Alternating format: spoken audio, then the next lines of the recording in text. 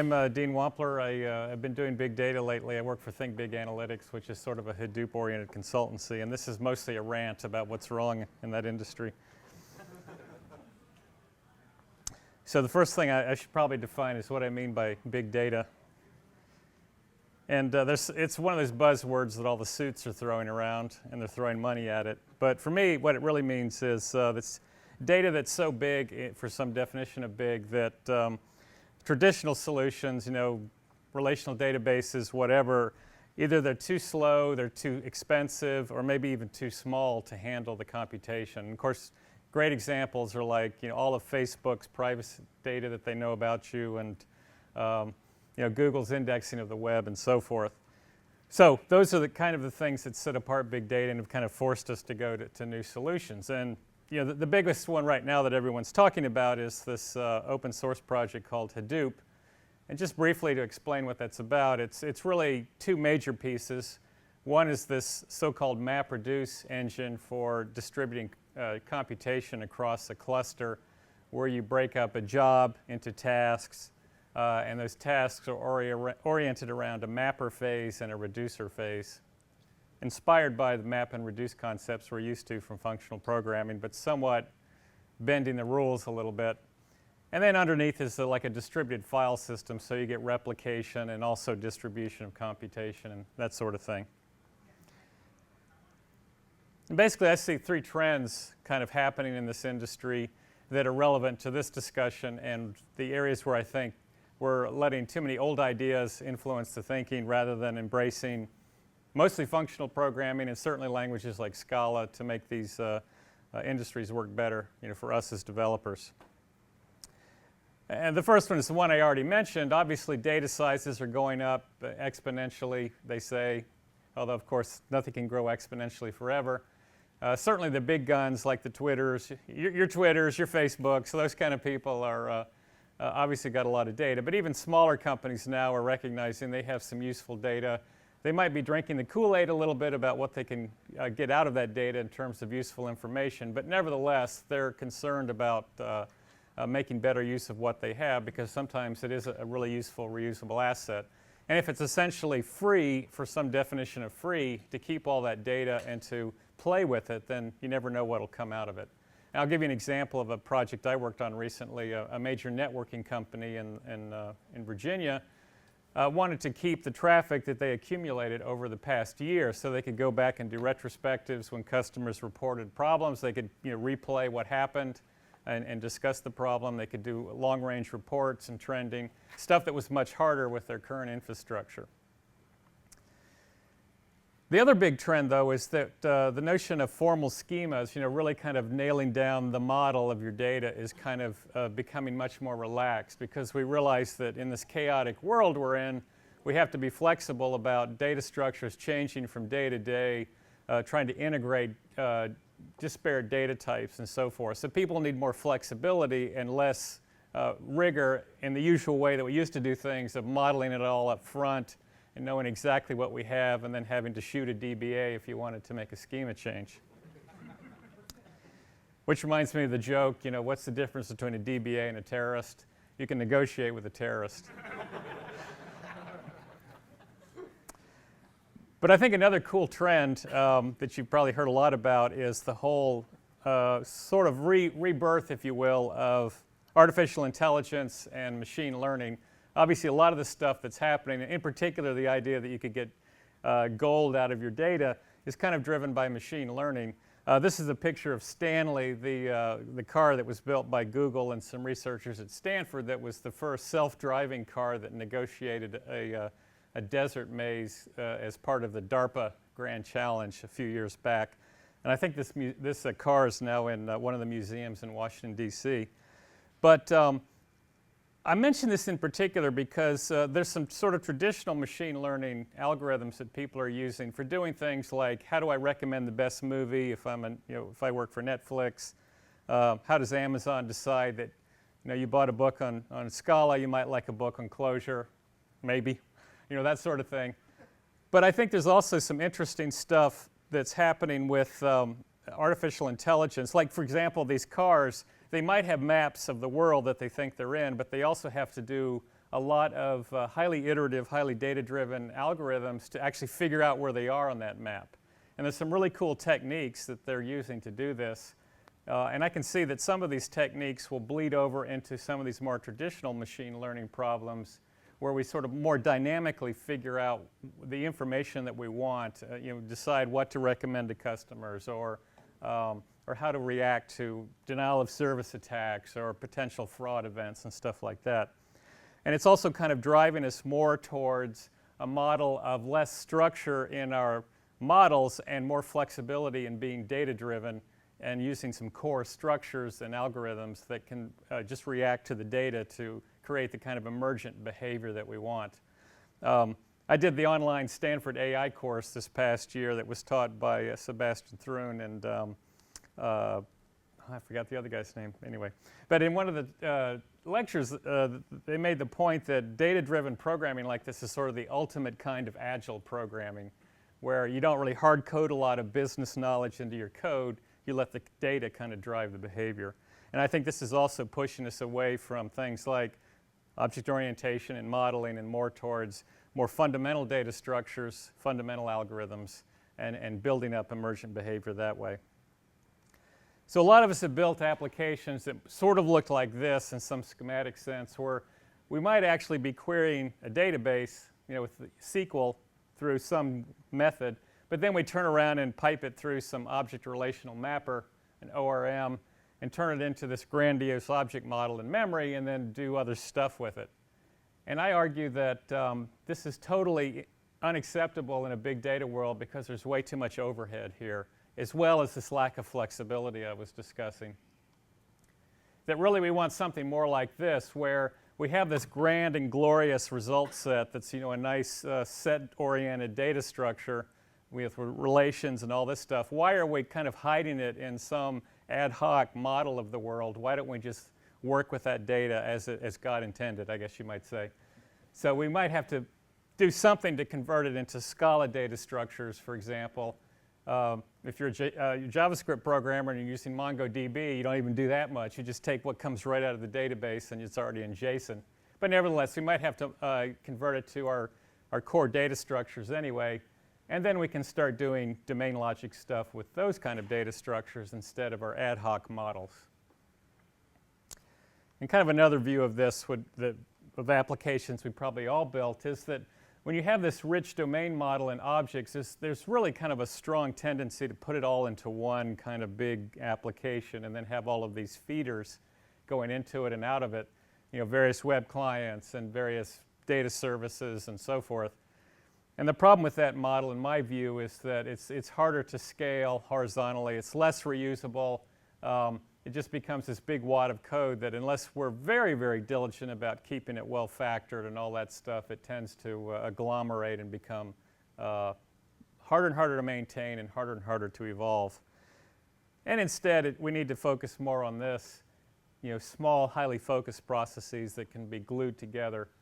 And I think a lot of the technology that we've learned and developed in functional programming and in Scala in particular, like actor models, and the reliance on fundamental data structures like lists and sets and maps and so forth, really makes it much easier to implement stuff like this. And that gives us the kind of flexibility we need, not just for big data, but for just general data problems.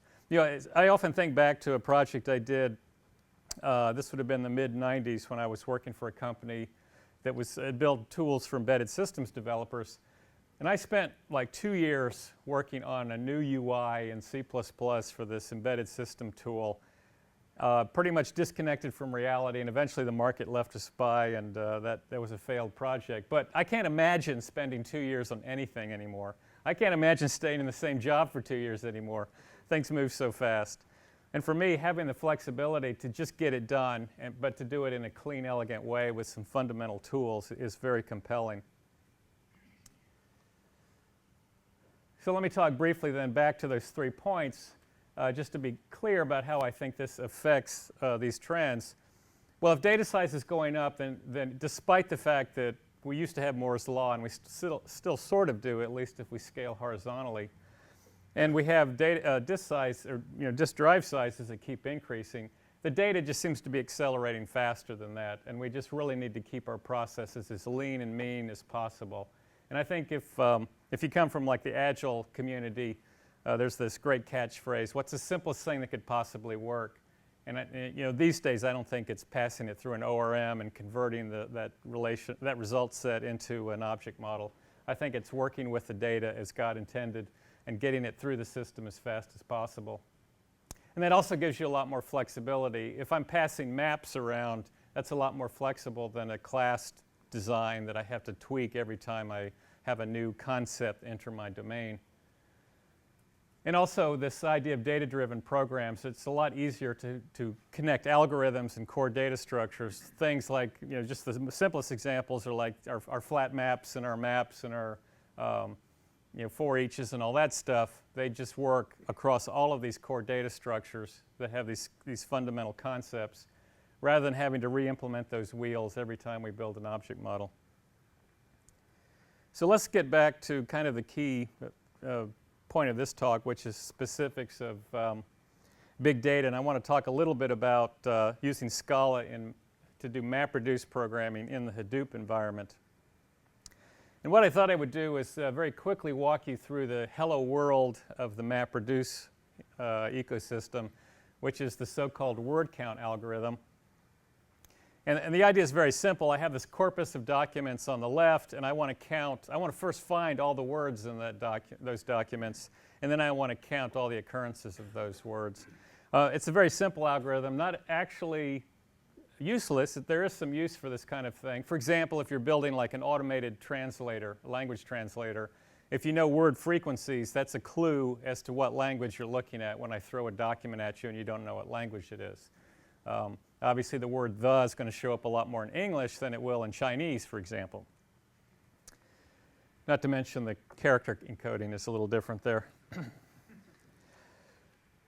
But so let's just, oops, that went a little faster than I expected, so let me back up. So I have, like, say, 4 documents, one of which happens to be empty for a reason I'll explain in a minute.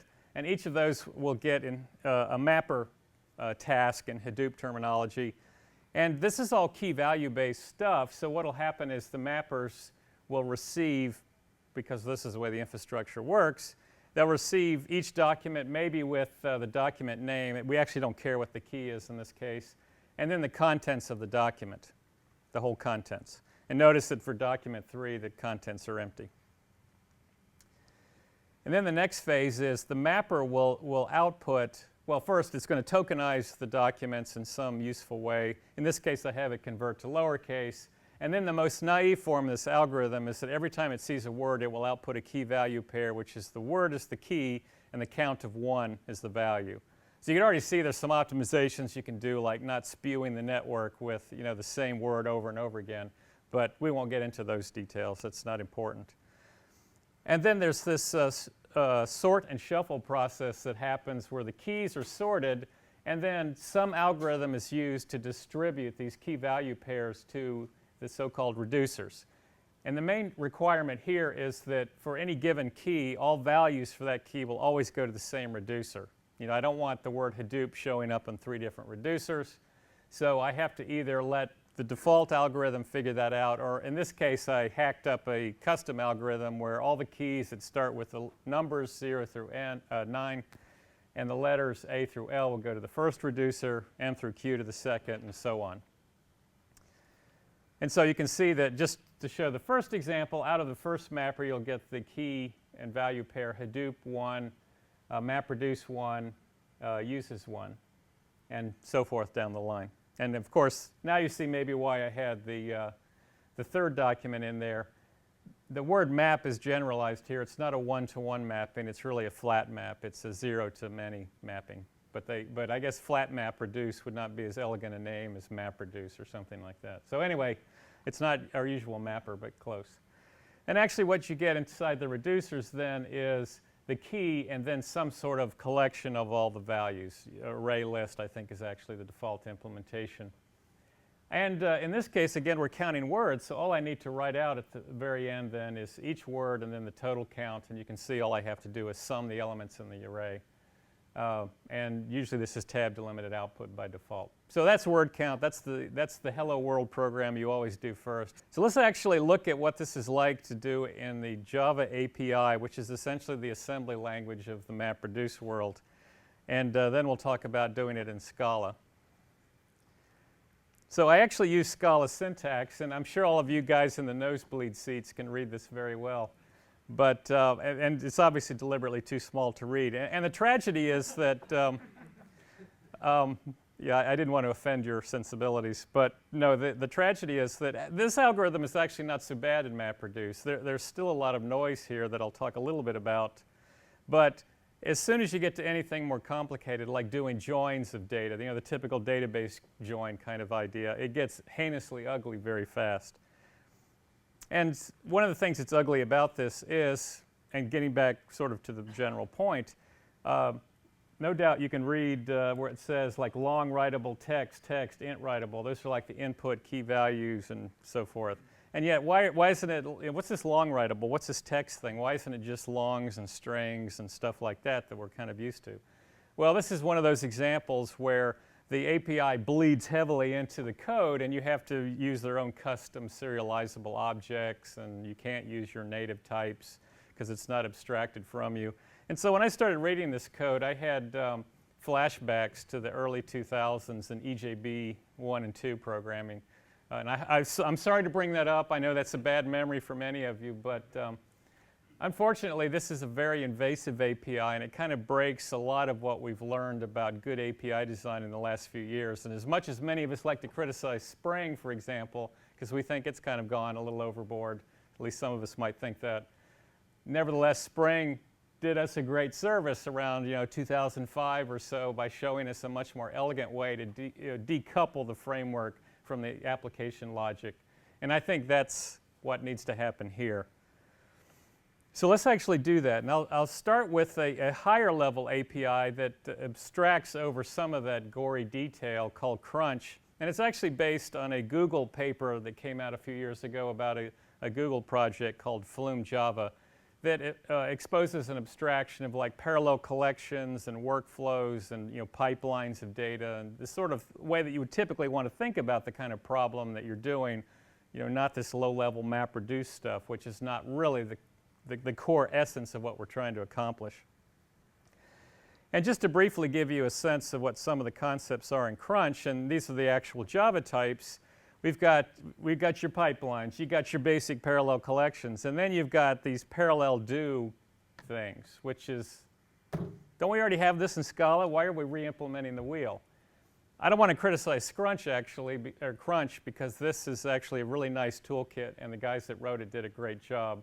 But it's really a criticism of languages that don't really understand data, that they have to, the developers are forced to invent concepts and always do it in their own unique way that should just be baked into the thinking of the language and the libraries as well. But anyway, we've got these parallel collections. We've also got parallel tables, distributed key value stores, and then we've got more operations and custom types like grouping tools that we already should have in our language. And then finally, there's even yet more types that represent the output of groupings and stuff like that. And by grouping, I mean like I want all the words to show up together and all the Hadoops to show up together and that kind of thing. So there's all this custom stuff that the Scrunch team had to invent, but it does give us a slightly cleaner API. And this doesn't look that much smaller than the last example, but in fact, it is conceptually easier to see what's going on. There's less noise in this API. And when you scale up to bigger, more complex job flows, data flows, it actually kind of adds up to be much cleaner than Java. But again, for those of you that can't read what's on here, you'll see things like their own custom F2, or rather F1, that takes a string, returns a string. And as usual, it's an interface. You have to instantiate it, define all the functions in line. The word process would be the word apply in our case, and so forth. So there's a lot of boilerplate still because it's a language that doesn't understand data and the kind of things you want to do with data. But fortunately, the Scrunch guys wrote a Scala API, a DSL on top of it called Scrunch, because all Scala APIs have to start with SC or S at least. It's a law of the land. Oh, and actually I wanted to point out something I forgot to mention, so bear with me as I back up for a second. So notice all the green on here. All the green are types, and all the yellows are function calls. So even if you can't read the words, and I deliberately did that, not to be nasty, but notice how much green over yellow there was. And now look at the Scala version, where there are very few types, not just because it's an inferred language. There really wasn't that much in the Java case either. If back up. If I had rewritten that previous example, which was Java syntax, if I had written it in Scala, it would still have a lot of type information. But now we've almost completely eliminated the types down to a few things that are inferred, and instead we have this sequence of transformations, this builder pattern where we're flat mapping that stuff here, and then we're filtering, is it empty? We'll get rid of those. We're counting things. This is basically our word count again. And we have not only a much cleaner API with less ceremony and boilerplate in our face, but something that actually fits the computation we're doing much more cleanly. And actually, this code, the number of lines here looks about the same as the previous one, but I cheated a little bit. I actually added stuff that I left off the previous slide, like the main routine. So this is, in fact, the entire program, except for a few of the imports that I omitted. All right, and it turns out that there's other toolkits. Cascading is actually a little better known, and if you use Cascalog or Scalding, which is a new Twitter API, you get the same transformation from lots of boilerplate down to here's the essence of the problem. So this is not anything new to all of us in this room, but basically Scala and FP are just natural fits for data computation. So I want to leave then with a manifesto, which is that we as a community really need to maybe be more active in bringing our brethren over, let's say, to the bright side. So I believe that Hadoop is the enterprise Java beans of our time. And as such, there's something out there that's coming down the pike that's going to be the spring framework of the big data world. That's going to make people rethink the way they write programs and do so in a much more elegant way. But we have the tools at our disposal to make this happen. So we already have an extremely powerful collection API, and we already have some support for distribution. You can parallelize the collections now. And I think the next logical step is to make them distributed in some way. And maybe the best way to do that is actually with Akka, because it already handles a lot of the infrastructure requirements for building distributed computation and managing resources and managing tasks. So this is sort of a manifesto and an invitation for us as an organization, or of people, I guess, to embrace that. And I hope that we will. And then the last slide is a shameless plug. It turns out my book is half off today, the ebook. If you go to the O'Reilly site and you want it, it's like $8.50. So what a deal. Come on. Come on. Do it. Help a brother out, all right? All right, anyway, that's it for me. Questions?